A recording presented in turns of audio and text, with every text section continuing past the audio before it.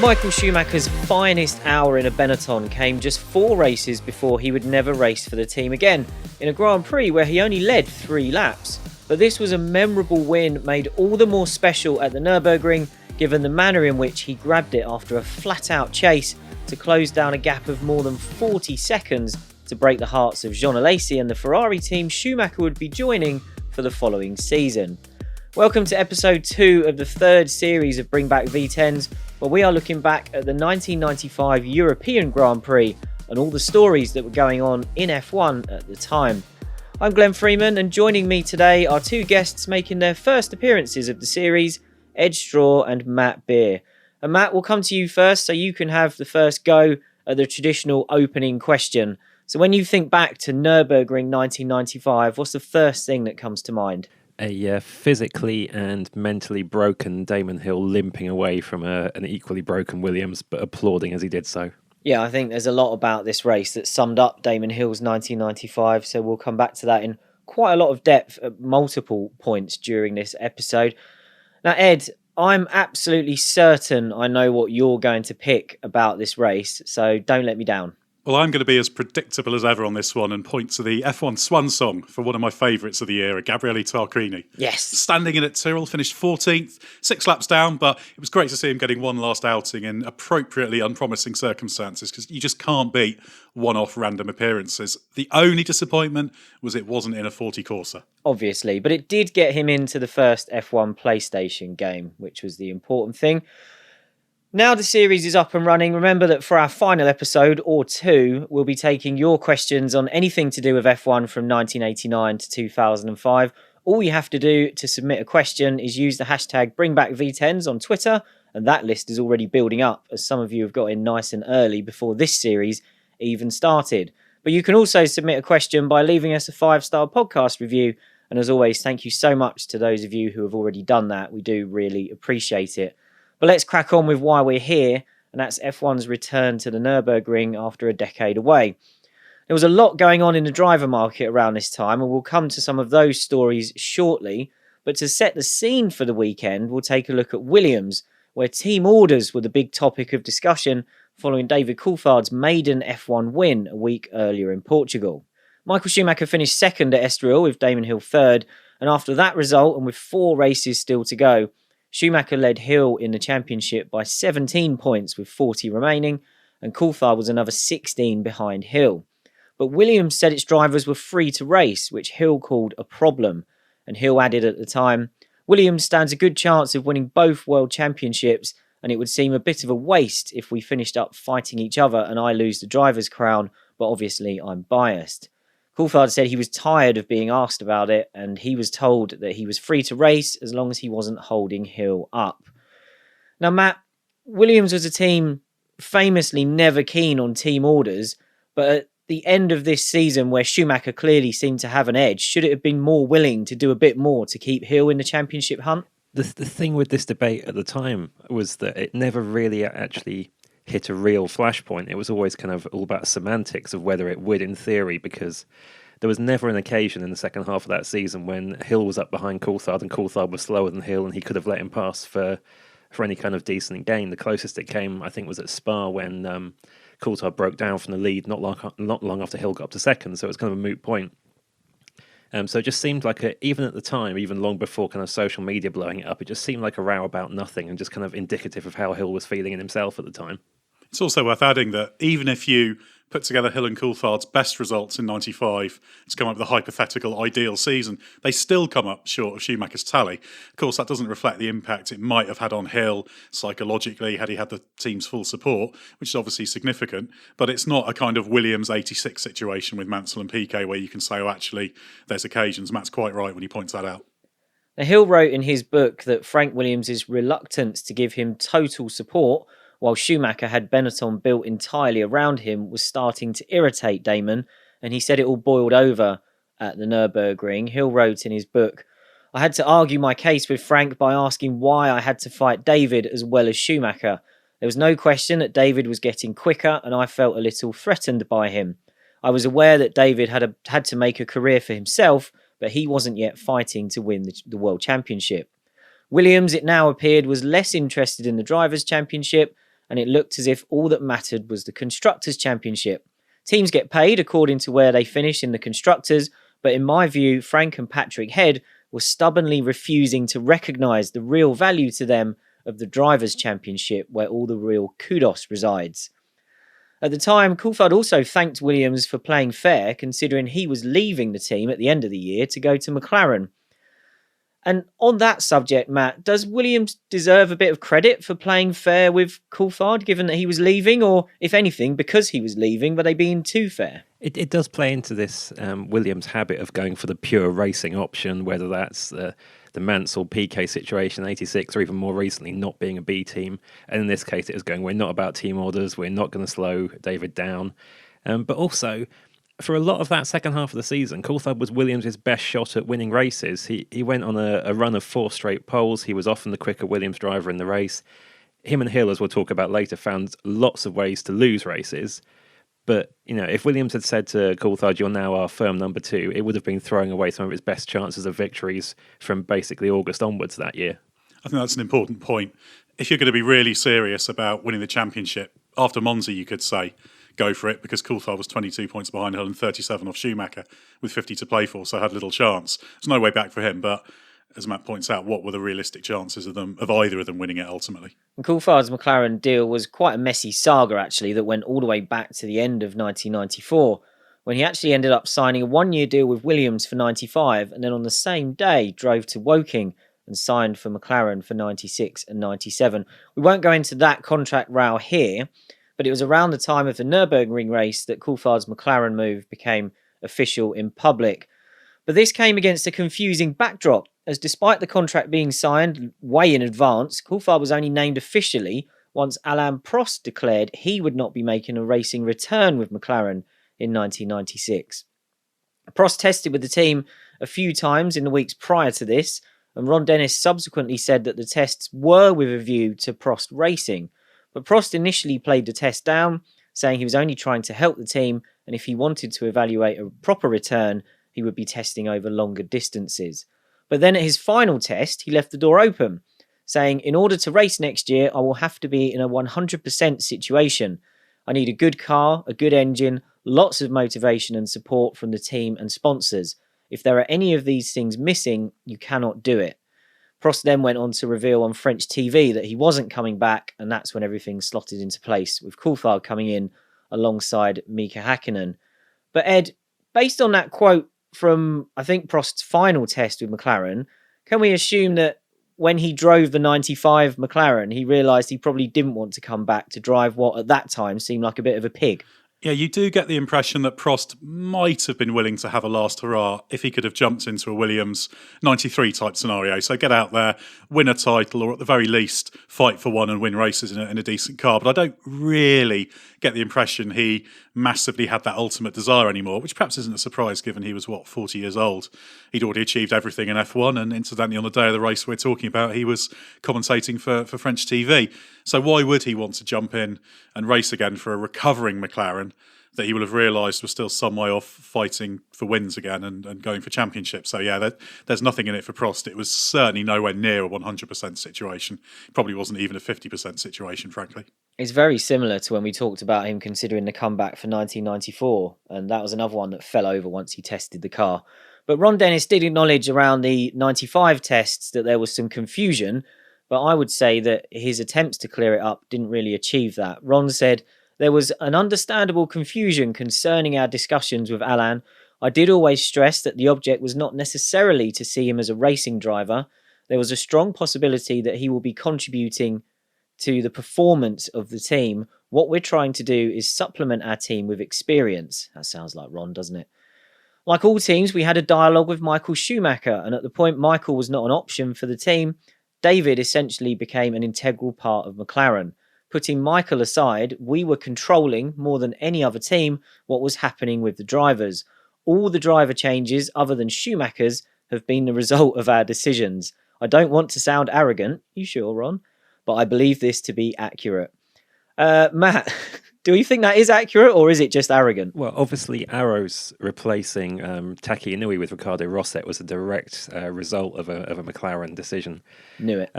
No, it's classic Ron Dennis, isn't it? Every driver market move that winter was all kind of connected in some way to Schumacher and what Benetton did with him going and what Ferrari did to plug that hole. So at that point, McLaren could have been relieved that Coulthard wanted to go and drive their car, because after the terrible season they'd had, there wasn't going to be a queue of people for that seat. Perhaps McLaren was controlling the driver market because it had deep tobacco-funded pockets. In Coulthard's first book, he wrote that he thinks the offer from McLaren was 4 times what he could get from Williams, and he had said in that book as well that his Williams deal for 95 was for £500,000. So a bit of quick maths would tell us that a £2 million switch to McLaren wasn't a bad bit of business. But in Coulthard's interview for the F1 Beyond the Grid podcast with Tom Clarkson, DC said he learned a big lesson from this move when he went from leading the final race of 1995 for Williams to qualifying 13th for the first race of 96 with McLaren. And speaking to Tom, Coulthard said, "The penny dropped, never move for financial gain. Always try to be in the most competitive car possible. That move to McLaren was a financial driver for IMG," that's his management company, "who took a percentage of my contract. So for them, going to a much bigger contract was the business they were in. But had I stayed at Williams for 96 and 97, I'd have had 2 more opportunities to win the World Championship." And in his book about this, DC said, "Among the many things Ron Dennis said to me over the years, one that stood out was money is only important if you don't have any." So Ed, Coulthard accepts that he ended up driving some pretty good McLarens once Adrian Newey switched over from Williams, but was he wrong to be motivated by money when he made this switch for 96? Yeah, it's a difficult one, really, because on the one hand, you can't really argue with him because it's his life. He understands it far better than I do, and he knows the impact it had on his career and his existence. But he's right that he effectively traded a couple of years in a great Williams in 96 and 7 for what turned out to be a 9-year stint at McLaren, during which he usually had a winning car and several times had a title-winning car. So there was a long-term performance benefit as well as the financial side. And we have to remember as well that he went from having relatively little cash. I think he said he had £300,000 worth of racing debt still outstanding that were cleared as a result of this. And he went from relatively normal pay to being a millionaire almost overnight through this deal, and it went very well for him. We can't really imagine what would have happened had he stayed at Williams. He wasn't going to be staying there for another 9 seasons, I wouldn't have thought, with how that team went up and down. But you never know. He might have had a few championships, at least one championship, and he could have made a big move to McLaren down the line. Or it could have all gone a little bit Jacques Villeneuve, couldn't it? And then by the time he gets to 2000, he's driving around in an Arrows or something.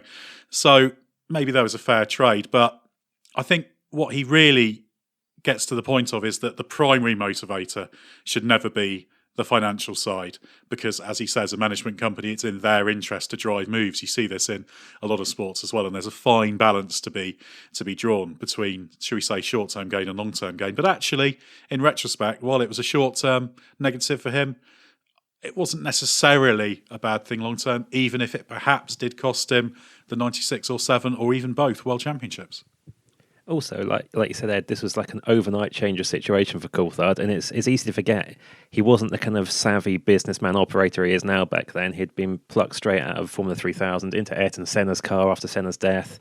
He'd then had Bernie Ecclestone trying to make sure Mansell was in that car instead, and then a management company kind of getting involved and trying to accelerate things for him. That was a real whirlwind in the first 18 months of his F1 career.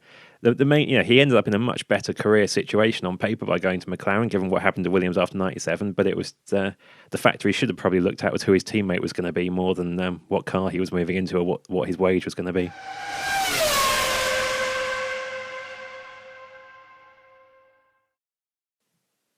Okay, well, just a quick note to let you know that Ed has been booted off the rest of the podcast for that Jacques Villeneuve comment. But let's move on to some other driver market topics. And if you thought that Prost, Coulthard, McLaren nonsense was good, you're going to love this one, because now it's time to tell the story of how Eddie Irvine ended up signing for Ferrari a week after he'd been announced as a Jordan driver for 1996. The first part of this story was that Eddie Jordan could tell Irvine wanted to move on and wanted bigger money, which Jordan was unlikely to be able to provide. Irvine told Jordan over the summer of 95 that he was close to doing a deal with Ligier, and although he was contracted for 96 with Jordan, he thought there was a buyout clause in his contract that would allow him to make the move. However, Eddie Jordan says Irvine failed to read the fine print, which said even the buyout still required Jordan's agreement. And besides, Jordan didn't expect Ligier boss Tom Walkinshaw to be that interested in buying Irvine out of a contract. So Matt, let's play hypothetical for a moment. Irvine to Ligier for 1996. Would that have been much of a step up from Jordan? I'm really intrigued by this one for a kind of bland midfield move. Jordan actually had a very decent 96 car at times, but I think Ligier, in that era when it was full of Benetton DNA and had effectively TWR management running it as well, is a bit of an unknown quantity. It was swapping between Martin Brundle and the Guri Suzuki in one car.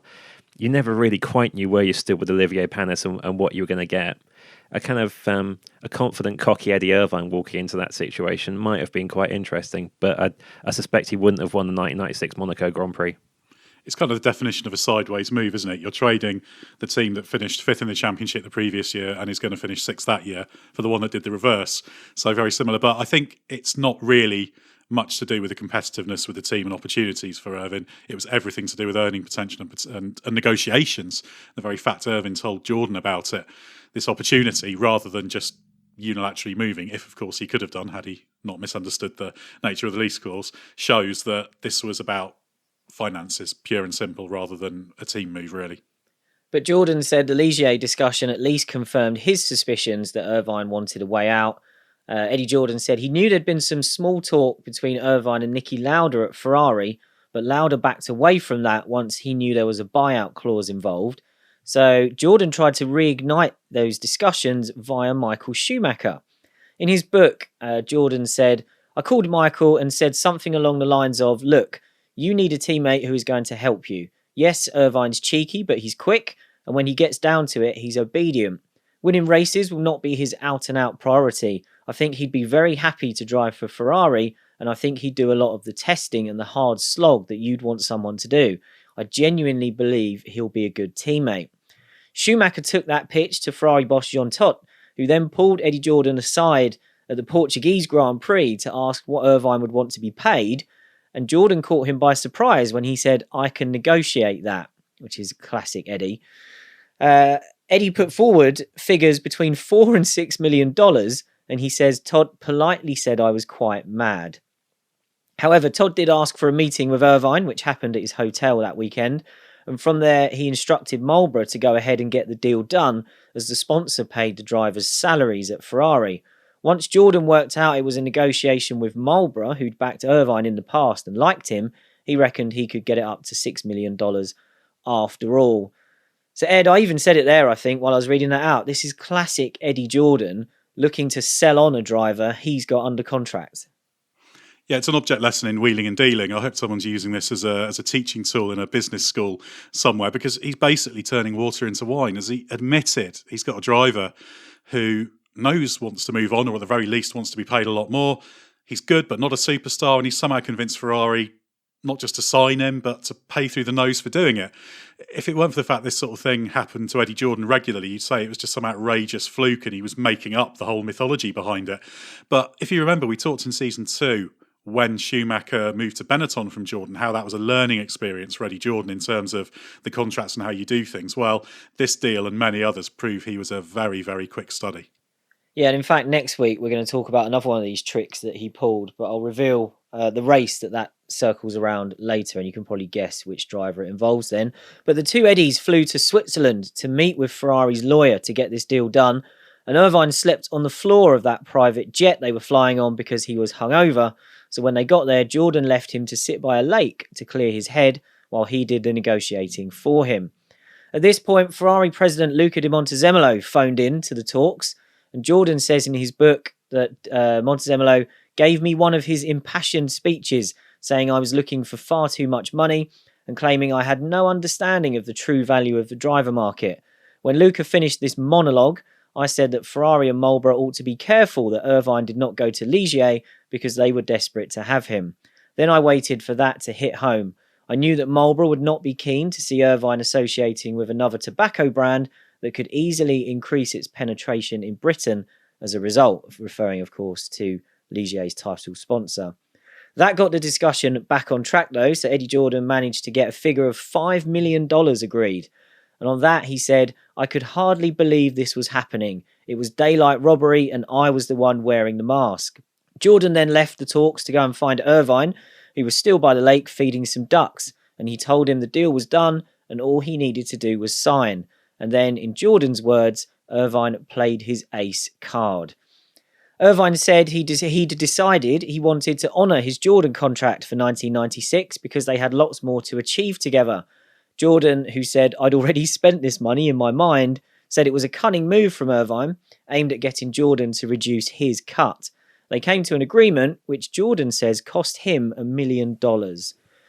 Matt, I have to ask, was Irvine worth this amount of trouble, particularly to Ferrari, or is this just, as Ed said, incredible deal-making from Jordan? It's almost like Jean Todt predicted how rubbish the 96 Ferrari was going to be, and that he wasn't looking for a number two for an instant title shot, but a really pragmatic, sensible, savvy, like Eddie Jordan said, cheeky number two who would slot in, do the donkey work, not complain too vociferously about the situation Ferrari was in, and just get on with earning his money and doing his job.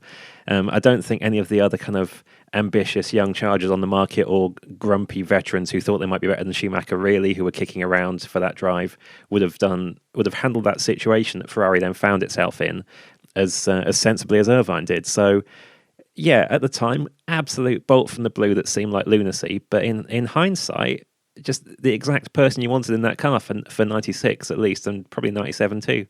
The interesting question is what the alternatives were. It's very much a second driver role, and there were lots of good, easy, cheap options. People like Nicola Larini, Gianni Morbidelli were being linked to it. Obviously, they had Ferrari links in a race for Ferrari. I think even Luca Badoer was mentioned as a possibility. He would obviously be a Ferrari test driver for a very, very long time. So they could have got a cheaper and easier option who would have done maybe a similar job to Irvine, but perhaps not within the right mindset. And probably it was felt also having an Italian driver might not be such a great idea, given they wanted this very much to be Team Schumacher. One of the big parts of Jordan's pitch to get a good fee for Irvine was that it would cost him money to find a replacement. And no sooner was the Irvine deal done than Jordan called Martin Brundle to offer him a seat for 1996.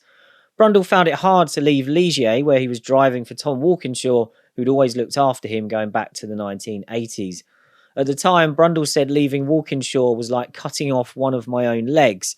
But he said when he told Walkinshaw about the Jordan offer, Tom wasn't in a position to respond for various reasons, so Brundle felt the time was right to make the move. A deal was done in 15 minutes, and Jordan instantly started including Brundle in his pitches to Benson and Hedges for a sponsorship deal for 1996, which was very well received. Brundle had, of course, raced for Jordan in that famous British F3 season in 1983 against Ayrton Senna, and Jordan had tried to sign him in 1994 as well, but Brundle decided that time to gamble on Alain Prost rejecting that offer from McLaren that we briefly mentioned, which paid off a week before the 1994 season started, and that's how Brundle got his year at McLaren. But Matt, given Brundle's history with Jordan, which, as we say, went back over a decade by this point, was it inevitable that at some point they would come together in F1? Yeah, I think so. And I'm still sad at how badly 96 worked out for them together, which I'm not going to talk about now because I'm sure that's in season 7 at some point. But no, this seemed like a dream deal because they had a long relationship, and even though he was quite old by this point, Brundle was still massively hungry. He'd still not got an F1 win. Jordan hadn't had experienced drivers with that level of motivation since the Cesares.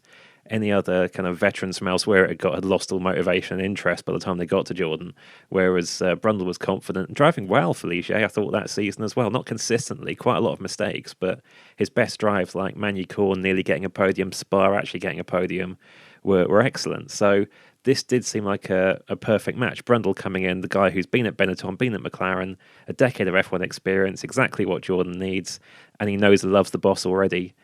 Should have worked out really well. Seemed like a really smart move.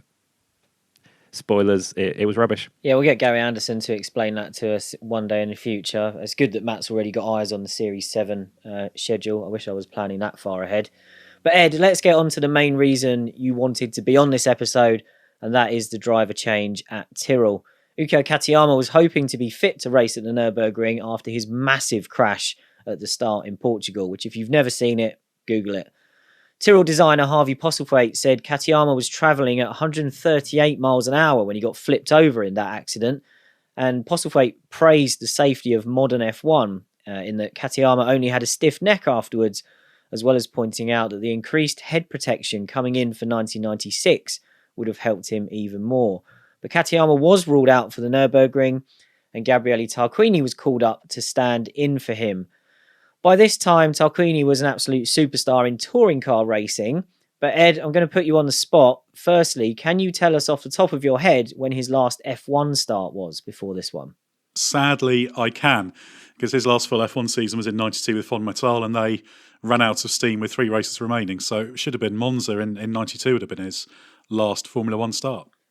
I did have faith in you to get that one right. Now, Tarquini predicted it would be difficult to switch back from touring cars to F1.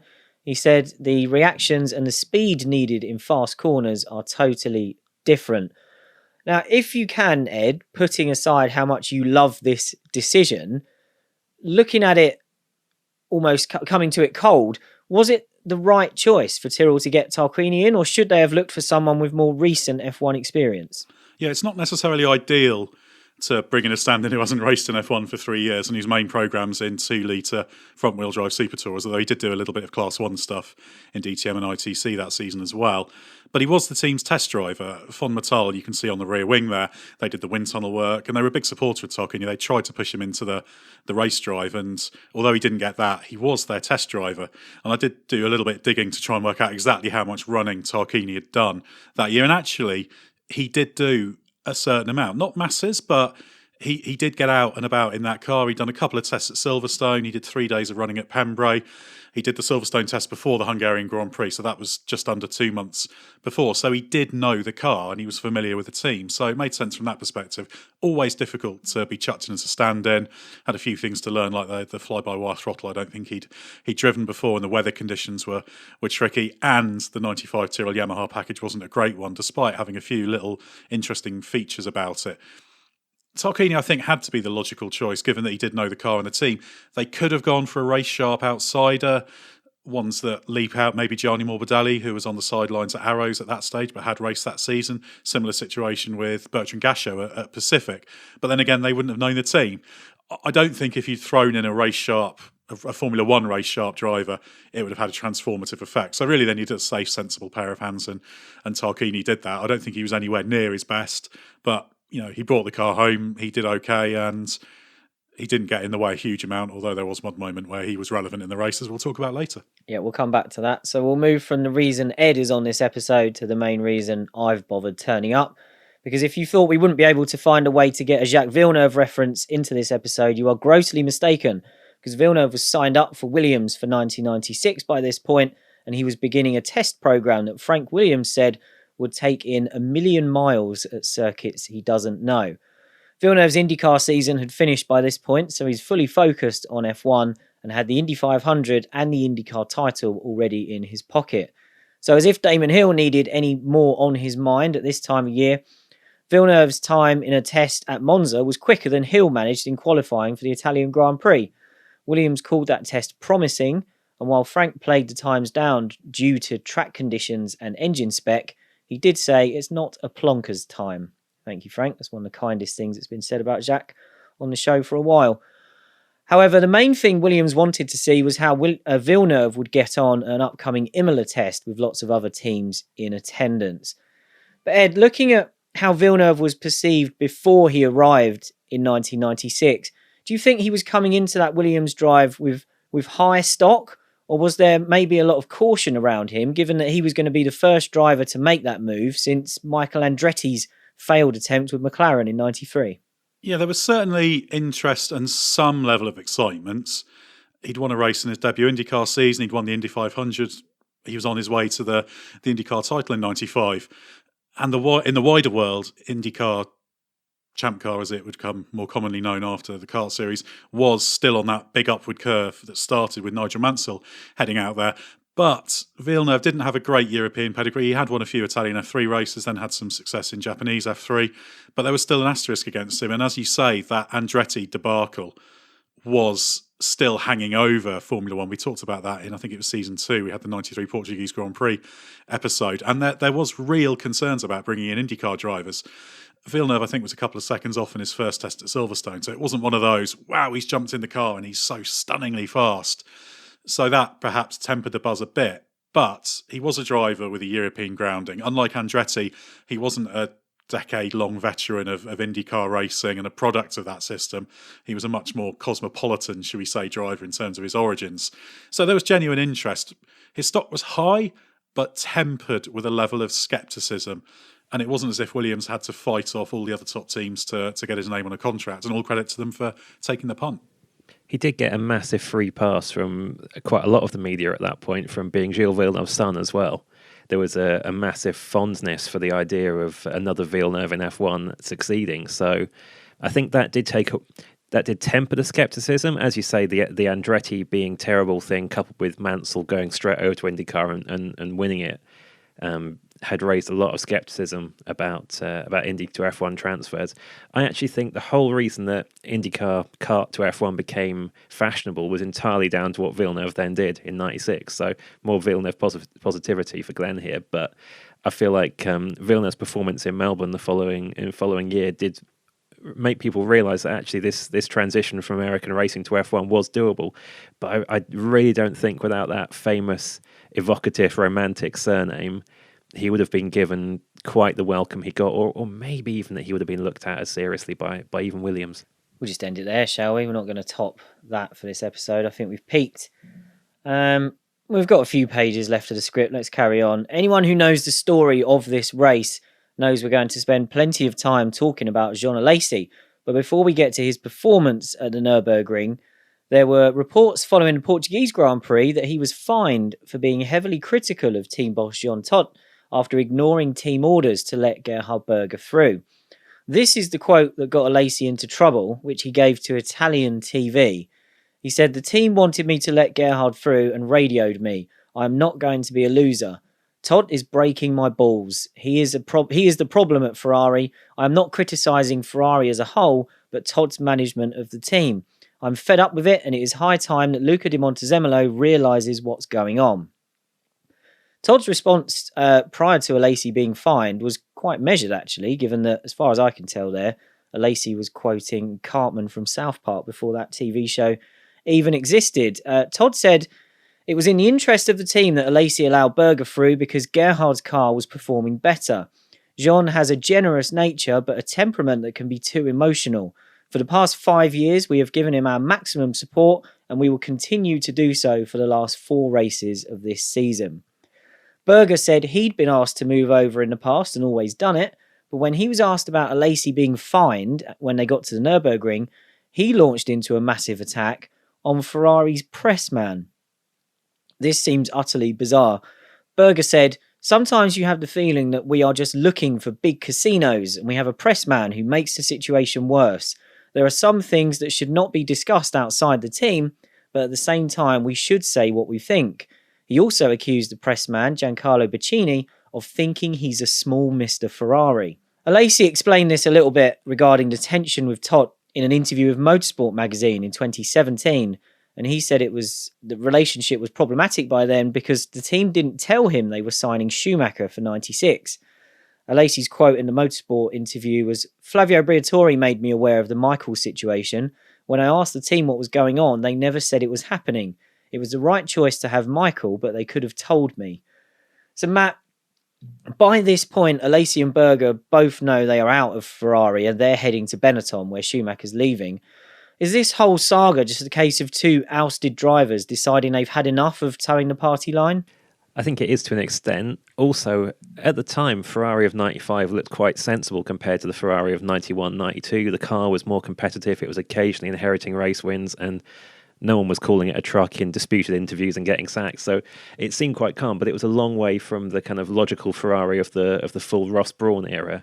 And Jean Todt was still a relative beacon of sense at the time. John Barnard was still there, but working remotely effectively.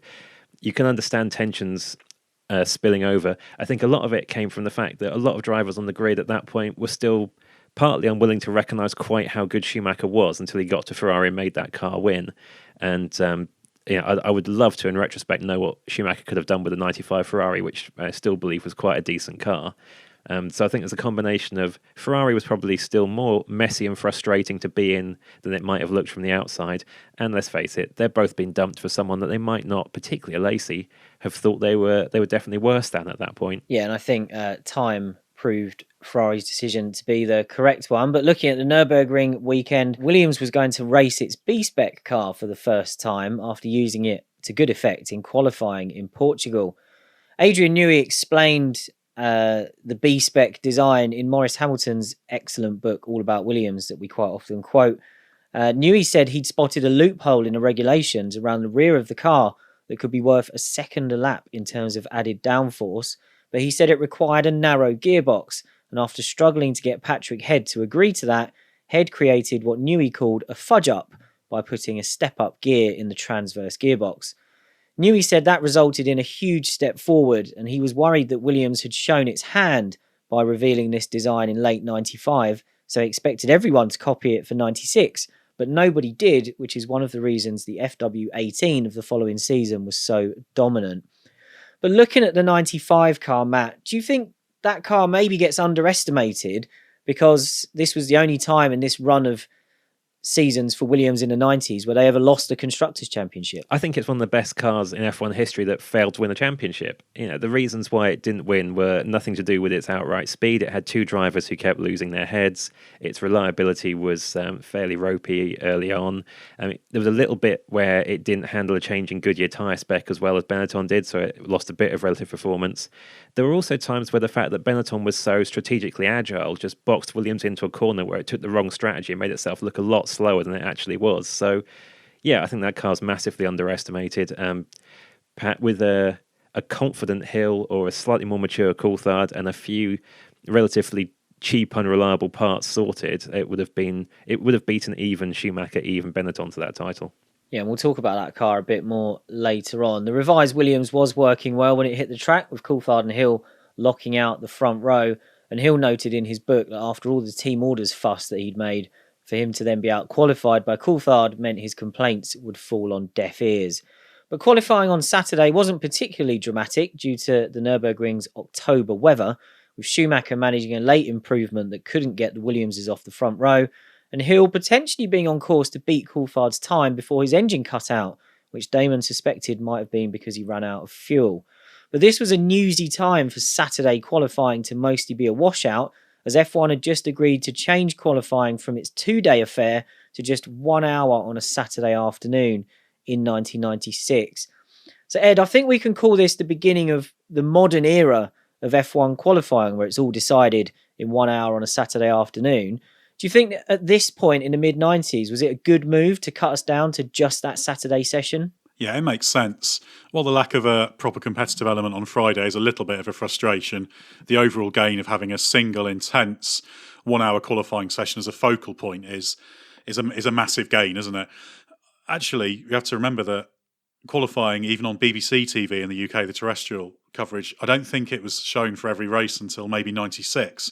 It was on Eurosport at the time, which you had to have a satellite TV for. So this whole thing of qualifying's a thing and then the race is the thing, it wasn't really firmly established, but this facilitated it.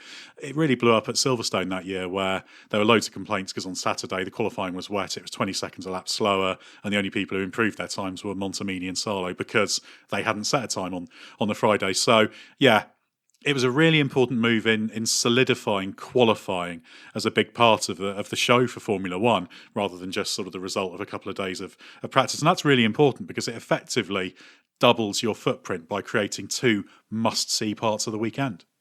We're into race day now, and it rained through the morning but was drying out by the start of the race. Most people went for wets, but the Ferraris of Berger and Alesi starting 4th and 6th, and the McLarens of Hakkinen and Blundell starting 9th and 10th went for slicks. Hill was slow away from the wet side of the track at the start, briefly dropping to 4th behind Coulthard, Schumacher and Irvine. But once he got past the Jordan, the top three broke away. But the person to watch early on was Alesi. Because of the slick runners, he was the only one to hang on in there. Berger fell back because his tyre pressures were set wrong, and the McLarens plummeted through the field, with Hakkinen being overtaken at one point by the 40 of Pedro Diniz. McLaren put that down to their cars running a full dry setup, while Alesi was running a wet setup with a high downforce rear wing, soft springs and a raised ride height. He ran 6th early on, and by lap 6 he was matching the pace of the wet tyre runners, and then picked off Johnny Herbert for 5th place, and by lap 10 he was running 4th, and it wasn't long before everyone else was heading into the pits, leaving Alesi with a comfortable lead of 20 seconds, which he more than doubled over the next 15 laps, with the track proving very slow to dry out. So Ed, just quickly, how impressive was this opening stint from Alesi? Yeah, very good, particularly in those early laps. Often when it's a marginal call to start on slicks, the key in those first few laps is to push hard enough to build and keep the tyre temperature without going off or sliding into someone, which is really difficult to do.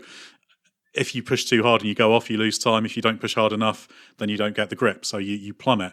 And it wasn't until lap 10 that he's the outright fastest man on track, but from laps 2 to 9, he's on average about 1.5 seconds off the pace. But in those tricky conditions, he's not losing the ground, so it buys him far, far more than he loses had he made the pit stop. But then, of course, because he's got the tyre temperature, he can keep pushing on and keep building up that lead. If you compare it, Berger was about an average of 0.5 second slower than him in that stint, albeit with a dry setup. Hakkinen and Blundell were like 6.27 seconds slower than him on average, respectively, in that early part of the race. So that period was really the best part of Alesi's race, and it created the foundations. And so it kind of reset the race when they both stopped. He had a 29-second advantage over Schumacher when they'd both made that stop later on. So that was the gain that overall he made.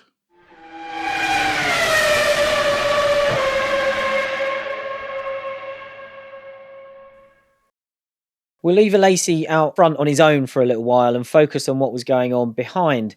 Coulthard, Schumacher and Hill were still running close together, and Hill briefly got past Schumacher on lap 16, but Hill then went wide at the final corner later that lap and lost the place again, which set up the next piece of controversy in the Schumacher-Hill story of 1995, when Schumacher chopped across Hill on the entry to the turn 8 left-hander, and Hill, gently by 1995 standards, I think we can say, ran into the back of him. There was no harm done this time, but of course the drivers had differing views on it. Hill said he had no complaints because that's the way it is now in F1, but he did accuse Schumacher of chopping across him and said there was nothing he could do to stop because he'd put a wheel onto the damp just off to the side of the track. Schumacher rather dismissively said, perhaps Damon was a little bit overconfident, that is not a corner for passing. Matt, I think in terms of Schumacher-Hill controversies of 1995, this barely registers on the scale, but what did you make of this little incident between them? Well, I watched quite a lot of 1995 back over the last year, and in most cases I think Schumacher tended to be unfairly maligned. At Spa, the weaving wasn't as bad as I remembered. In the other collisions, it wasn't as 50-50. It was much more Hill's fault. This was a fairly gratuitous chop across the front that was a bit needless. Schumacher had been fairly wide all over the road for those few laps. And also saying it wasn't a corner for passing. The previous lap, Hill basically did pass him there before he ran wide and threw it away again. So, yeah, Schumacher did a lot right in this race, but that was too blunt. Now, on lap 34, Alesi and Schumacher pit at the same time. But so Alesi's lead of 38 seconds became just 4 seconds over Hill, who stayed out. Alesi was fueled up to the end at this point in a stop that lasted nearly 16 seconds. And on a full tank of fuel after this stop, he wasn't very quick. A couple of laps after the stops, he makes a clumsy error through the fast uphill S's. So on lap 38, he was 2 seconds slower than Hill and 3 seconds slower than Schumacher, who at this stage is still 25 seconds behind him. Hill caught Alesi quickly, but the Williams was in for some more trouble at turn 8. This time, as Alesi hesitated while lapping Tarquini's Tyrrell, Hill made a lunge for the lead, and then I felt he seemed to realise that Alesi was going to turn in, so he took to the grass on the inside and ends up hitting the Ferrari and damaging his front wing, which sent Damon back to the pits for a new nose. Hill's explanation at the time was this. He said, it was touch and go, but I had to try because all the time I was behind Jean, Michael was making up ground on me and I had a pit stop coming up. Jean knew I was there and if he'd given me some room, I'd have made it through with no problem, which I think applies to every overtake ever in the history of F1. Alesi's view was quite bluntly, Damon did it all by himself. Ed, what did you make of this one? Yeah, I'm sure the 15-year-old Damon Hill fan that I was in 95 was furious with Alesi, but I've got a slightly less partisan view today. I understand why Hill felt he needed to go for it, given the time he was losing, but he should have seen that situation coming, given Tarquini was there and Alesi was thinking about going. But Alesi, for his part, should have been more decisive with his intentions and not given Hill a chance to have a look at all. So actually, both had a hand in it. Hill should have anticipated the situation he was going into and not put himself there. Alesi needed to be more decisive and not put his own race at risk with what he did. If you look at the way Hill was trying to pass Alesi through all those laps and compare it to Schumacher's moves during that race, it's like comparing an octopus trying to attack something to a shark trying to attack something. You know, Schumacher is so decisive, doesn't waste any jinx where he doesn't have to. Hill was trying half moves at Alesi all over the place, even corners. It was never going to work when he could have just sat behind and then just pounced when Alesi lost momentum after these mistakes. That said, once Damon had committed to that move, the worst thing he did was turning across the curbs and trying to get out of it. He'd have been better off just banging wheels, getting Alesi out of the way and getting on with it, much like Schumacher would have done in that circumstance. Yeah, heading for the wet grass was never going to work out, really, was it? And Damon, I think, was cursed at turn 8 in this race. It was on the exit of that corner that he crashed out on lap 59, which Matt mentioned at the start of the episode, and that was a big impact. Hill explained at the time that he was pushing hard to catch Coulthard, but he reckoned the clash with Alesi had damaged his steering, which had become heavy, and he said he ran off line because the steering became so stiff, which sent him out onto the wet curb, heading for a meeting with the barriers that was so hard it damaged his knees. Hill is incredibly open about this in his book, which I can't recommend enough if you've not read it. It's absolutely brilliant. And he said after all the fuss about team orders before this race, the crash made the situation worse, but he then went on to explain why he thinks today that he should take a lot of the responsibility for the strained relationship with Frank Williams and Patrick Head in 1995. There's no way for me to do this explanation from Damon justice without reading it in full. So here we go. This is what Damon wrote. I could forgive Frank and Patrick for thinking they had signed a broken man for 1996. I could accuse them of having bad management skills, but that would not be fair. The problem was with me. I looked up to them as father figures, and I was projecting onto them a role they had no desire to play. I was in dire need of approval from them, and all season I felt they had been keeping me guessing or keeping their belief in me provisional, which unsettled me. They had no responsibility for me beyond giving me a car to get on with my job. I know that now, but back then I didn't understand how much the loss of my father was still affecting me. Great guys though Frank and Patrick might be, I can understand them not wanting to be surrogate parents. They had enough on their plate with running an F1 team. So Ed, it's easy to say Hill lost his head during 1995, and we'll come back to the role of the Schumacher rivalry in that shortly. But is it fair to say Damon's incredible autobiography actually shone a new light on the mental battles he was fighting at this stage of his career? Yeah, very much so. What I really like about it is it shows genuine self-awareness and understanding. He's able to put himself back in that position that he was in 95 and understand where he was then, but he can apply fresh perspective and understanding to it and understand what he should have done better, why he did certain things. That's the key to learning. The fact that it ties all into his father's death and the impact that had on him and the need for guidance is a very candid and insightful way of looking at it. You can never know how people react to different experiences and how it shapes them and impacts them. And ultimately, in 95, Hill wouldn't have really understood what was going on, let alone everyone on the outside watching. And when he talks about the impact it had on him, he said he just wanted to be not less than equal, is the phrase, isn't it? Because he said that was all right for Senna, so it's all right for him. But he probably would have benefited from extra support from Williams. Williams weren't necessarily the best at that, but the good thing is he looks at himself.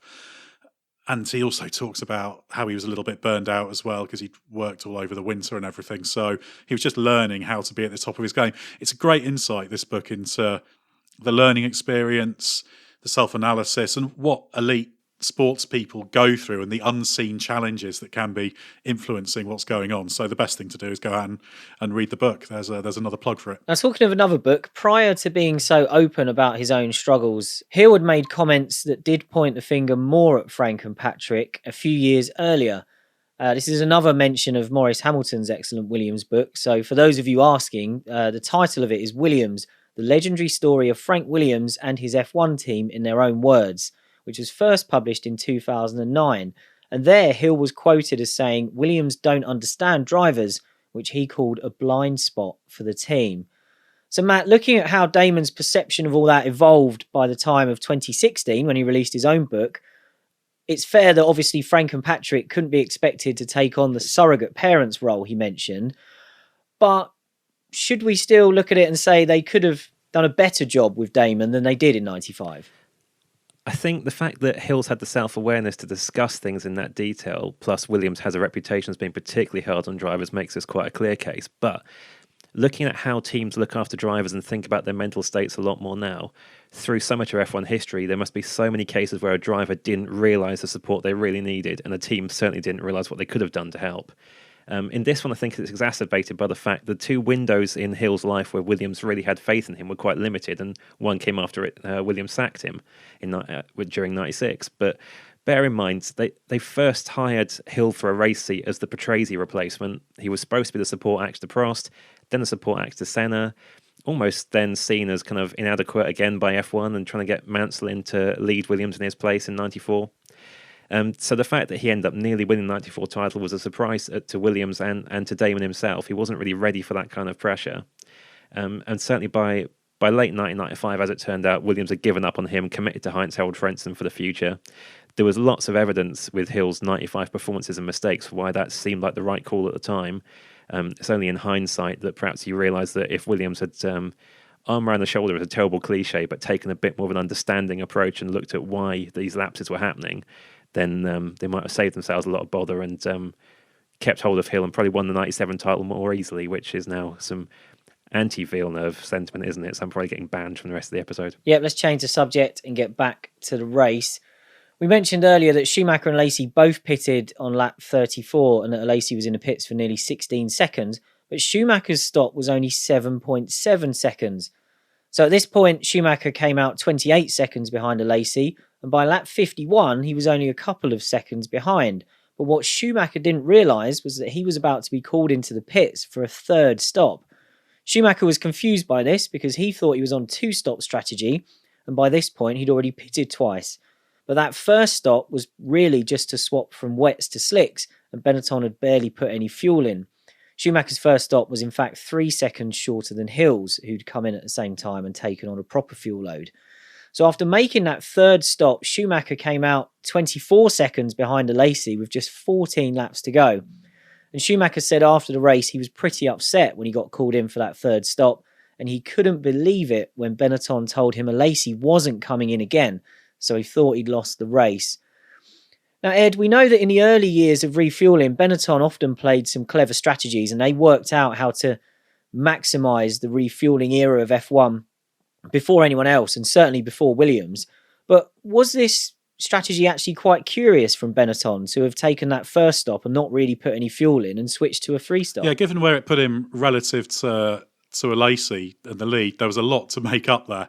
Often through Schumacher's career, we did see him pull off great things in this sort of situation. Sometimes he would make an extra stop and then deliver a stunning series of laps. But what you can say is definitely wrong is putting him on that strategy and him not knowing it, because he wouldn't have known in that stint after the second stop that he needed to take everything out of the tyres and just absolutely press on. So who knows how different it would have been had he been aware of that.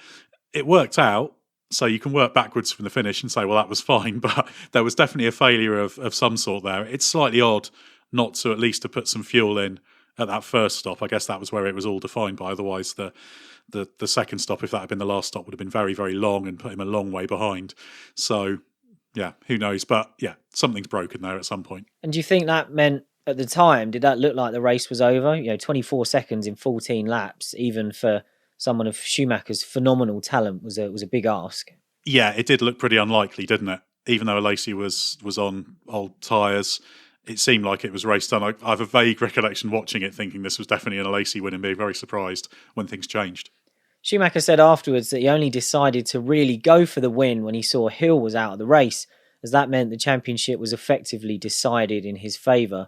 But by that point, he'd already taken 11 seconds out of Alesi in 6 laps, so he'd not exactly been taking it easy. But this is how the gap came down after that final Schumacher pit stop. Halfway round his outlap, he was clocked at 24 seconds down, and then it went like this, lap by lap.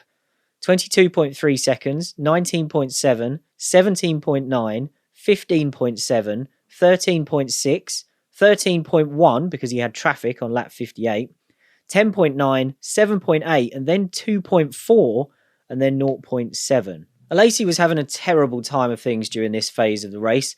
The cameras caught one off at the chicane when he was behind Häkkinen, but I wonder if there were maybe a few more. He said afterwards he had no front tyres left by this point, so he couldn't fight back.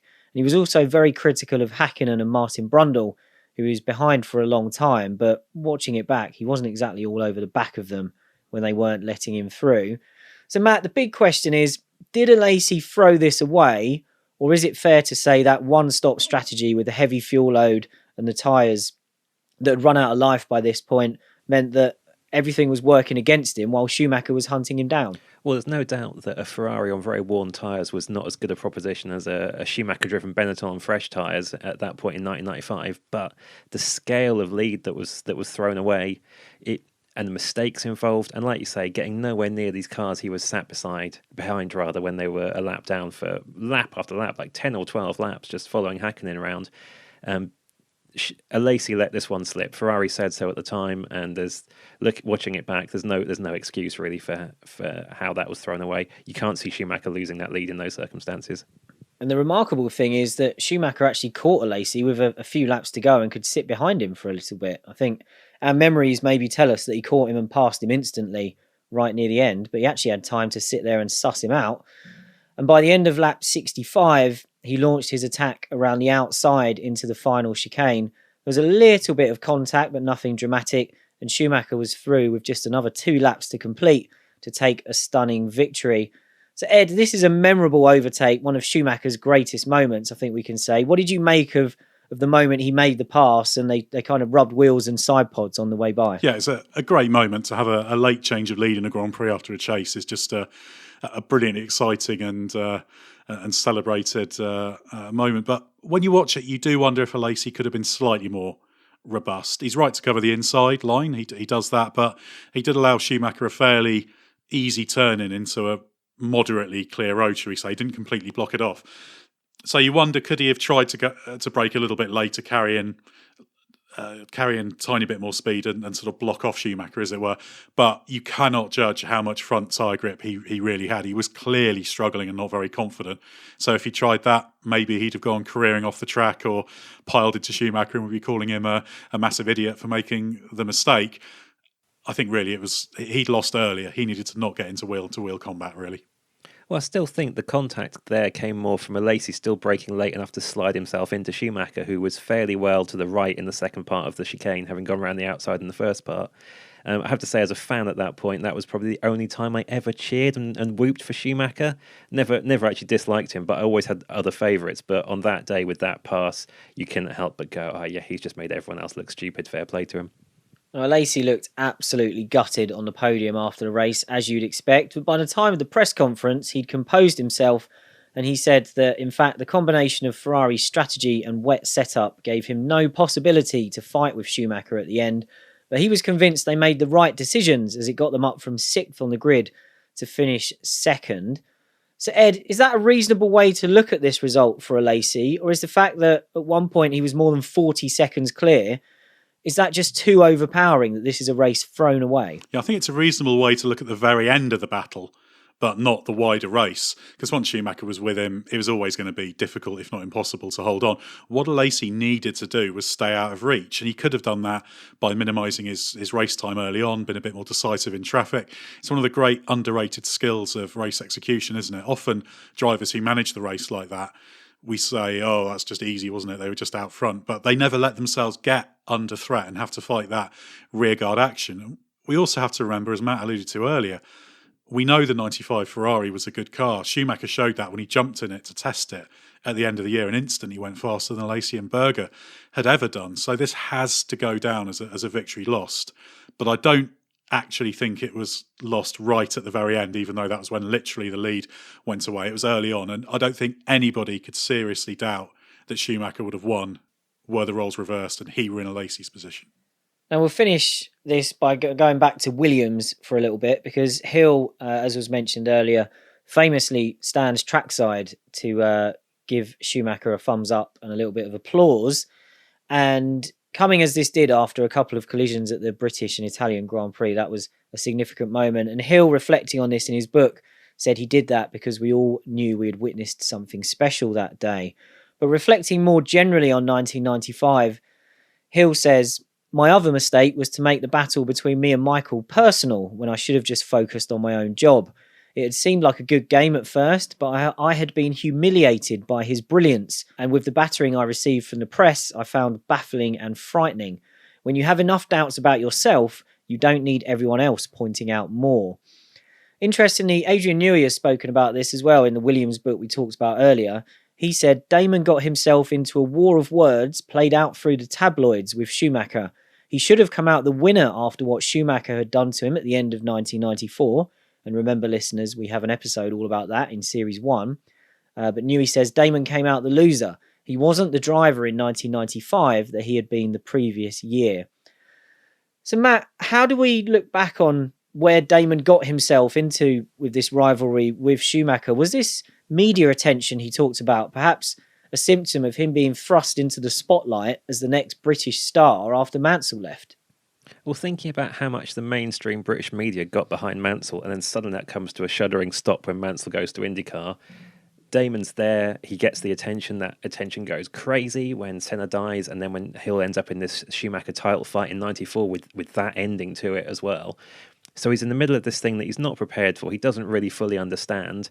Couple that with the situation at Williams and how that was affecting him mentally, couple that with going up against Schumacher and how that was affecting him mentally, and it all adds up into this person that you now look back at, particularly bearing in mind how he described it in his book, and you just see someone who's kind of painted themselves into being something that they don't like, they don't feel comfortable being.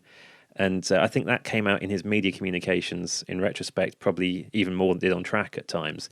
It's a really uncomfortable watch, and I think it is a combination of that kind of post-Mansell media hangover and everything else on him. At the time, as a teenager, I was like, I used to like Damon Hill, turns out he's rubbish. 22 years on, reading his book, I just wanted to find him and apologise and go, I had no idea. I'm so sorry. Yeah, I can relate to that. I became a Hill fan after Mansell left, and I think I rejected him during 95 as well, helped by the fact that I had a new Canadian hero who was doing quite well over in America and was coming over to drive alongside him. But another interesting thing Newey said about 1995 was that he believes Mansell would have won the championship in that year's FW17. Newey said 95 was a very disappointing year because we had a car that was at least quick enough to win the championship, but we had a few reliability issues, and we also had drivers who didn't make the most of the car. If Nigel had been in the car, I believe he would have won the championship. In his 1994 guest appearances, he showed great speed, but not the fitness and stamina to carry it through. I'd certainly pushed through the winter of 94 to have Nigel in the car alongside Damon, but Frank wouldn't have that for whatever reason. I have nothing against David Coulthard, but he wasn't very experienced at that point, and he wasn't going to win the championship in 95, whereas Nigel could have done. So this seems like a very bring back V10's place to end this episode with a complete hypothetical scenario. So Ed, would Nigel Mansell have won the 1995 championship if he was in the Williams? I'm not quite as confident as Newey, although I'm certainly not 100% in disagreement with him. He'd have had a much better chance than a footwork Porsche or whatever we talked about as a Mansell option in a previous episode. He couldn't have made the car more reliable, could he? But he could have had an impact on the number of mistakes. Now, Mansell would have turned 42 during 95. Obviously, that two-race stint with McLaren was a disaster, as discussed in Season 1 to bring back V10s, but I don't think that's evidence he was over the hill. That was a whole different scenario. So it comes down to could a 41, 42-year-old Mansell with proper preparation in what was the fastest car on a team he knew well have beaten a 26-year-old Schumacher who put together what I'd argue is his finest World Championship campaign. Given the strength of Schumacher and Benetton, how strong that team was, I'm not absolutely convinced, but Mansell could perhaps have been a more formidable foe than Hill and Coulthard, given all that experience, the speed, hard charger, a brilliant driver. So that would have given him a chance.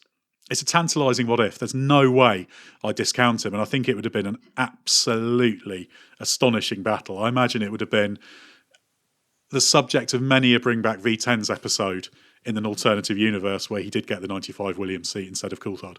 Ed's been all kind of sensible and measured and balanced, but I'm just going to go blunt. I think Mansell have been completely destroyed by Schumacher and been as embarrassed as Hill and Coulthard were.